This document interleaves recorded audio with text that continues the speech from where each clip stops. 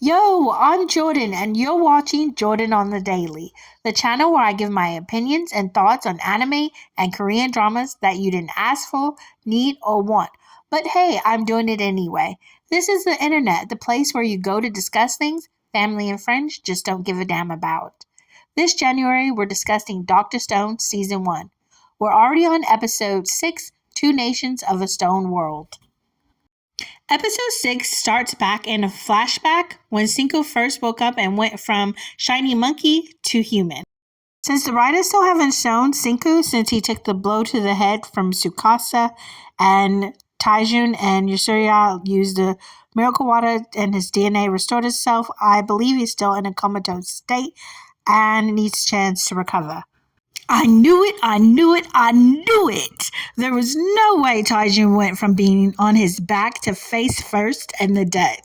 In episode 2, I wondered whether it was a river, but he wasn't close enough to one for that to happen, despite the landscape having changed. Yes, finally one of my questions has been answered. Now that we're confident that there are life forms on other planets, aliens would have been another good guess. They weren't part of my guesses. But I did think that it was a military experiment gone wrong, just like Sinku is hypothesizing. I've said that the swallows were the test subjects, and that still holds true since they're the only animals that got petrified. What in tarnation? That's funny. Viruses were never part of my guesses, but that makes sense. I love seeing Cinco do what he's best at, which is science. I'm glad we have a theory on how someone can revive after being turned to stone, especially since Dr. Stone loves to say that this is like fantasy, but there has to be a scientific rule. In episode 5, I said that it couldn't have just been nitric acid as the only component to wake up Sinku, since we needed alcohol to wake up everyone else. This episode proves me wrong that it was just nitric acid. Okay, now I'm back to being confused. It didn't work when he just poured the miracle water on Taijun or anyone else, or when he tested it on the swallows. So the question is, did it only work on Sinku because of how much time he was laying next to the cave? He was the closest, and from what I can tell, the only person near the Bat Cave. 3,700 years is a long time to be exposed to a chemical. Hell, a week is a long time depending on what the chemical is. Thinking I'm absorbing something in the stone's energy. I'm not sure that's it, but for now, I'll accept that as the answer to how Cinco woke up first.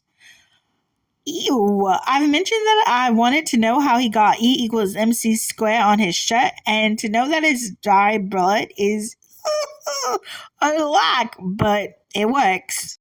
It's a good thing Taijun's head was filled of confessing to Yasuria or moving him to the Batcave to be exposed to nitrate wouldn't have worked based on our hypothesis.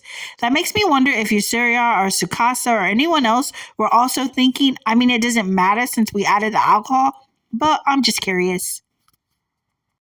You're going to hear me say this a lot as we watch and discuss animes and Korean dramas together. I love a good transition, and this is a good one. The parallel between Cinco in the past and Taijun in the present, each telling each other to wake up, is chef's kiss. No, this fool didn't just wake up giving orders to Taijun and Yasuria after the hell they went through. Not him awarding points, too. I've said it before, but I really enjoy when Sinku shows his humanity and not just the logical side of his brain, though I enjoy that too. Ooh, the little reminder of how Dr. Stone got its name is a nice touch. I really enjoy that. Good job, guys. Did Cinco figure out how to get Yasuria to revive people whose limbs were falling apart or otherwise dead? Why else bother to mention it?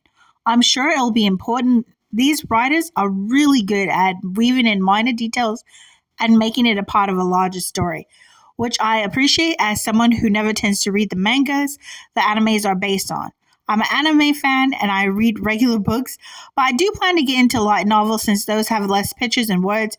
Not that you asked, but Are You Fretta from Commonplace to World's Strongest is on my list of animes to review and react to, as well as reading the light novel. Hold up. Did Cinco just risk his life to fool Tsukasa? Are you insane? What if Yasuria and Taijun hadn't figured out that thing with your neck? There is faith and there is faith. Yo, you're a true friend. Was it really an attack? Now, there's a question I hadn't thought of, but yeah, duh. The world was hit with green light against people's will. That's an attack, point blank, period. What does a bad guy look like to Taiju? Because he still seems to believe that Tsukasa is a good person. Even though he says he was a good guy, he wasn't a good guy. He should have trusted Senku when he didn't trust him the first time around. Good people don't murder your best friend. Taiju is mad confused about what a friend is. He still seems to regard Tsukasa as one, just one who went bad. Wanda's best friend made plans with her to unalive Earl. Earl might have been her husband, but he was no friend of Wanda's. This is how Taiju needs to start thinking.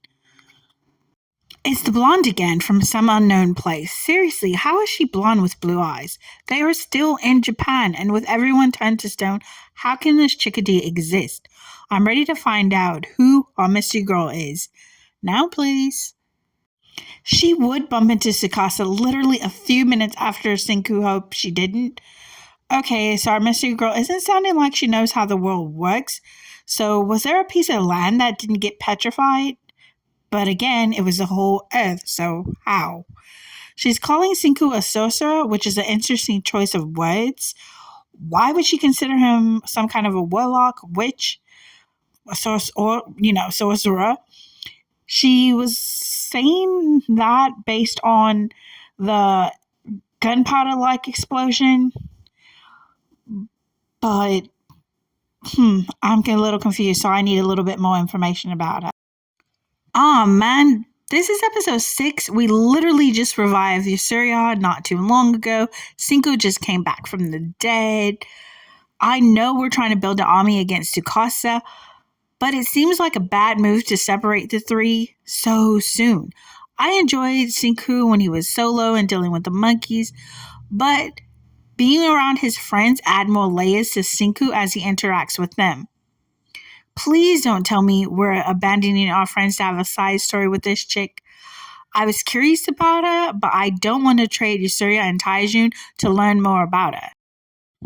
At least saving this girl gives Senku a chance to talk science, and it's been a minute since he's nerded out and invented something with science.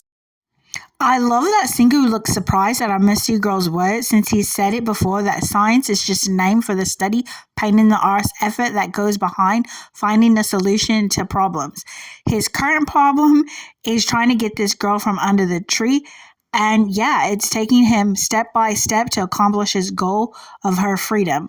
I think hearing someone that doesn't appear to be from the modern world, as far as he knows, Tsukasa didn't revive her, and she's not a native, so talking about science using Senku's words is exhilarating. Oh, it's nice to meet you, Gohaku, but I really hope you don't take up too much time away from Taijun and Yasuria. Even though they went off on their own, I still want to see them. I want to know how they'll infiltrate into Tsukasa's territory, how they'll adapt without Senku's scientific mind. There's so much I want to see happen, and when writers introduce other characters, I find they let the original lineup be put on the back burner. Did I just hear a love confession? No, this is not that type of anime. Senku will probably put a stop to this nonsense. I'm Jordan, and you've just been watching Jordan on the Daily. I'll see you nerds tomorrow.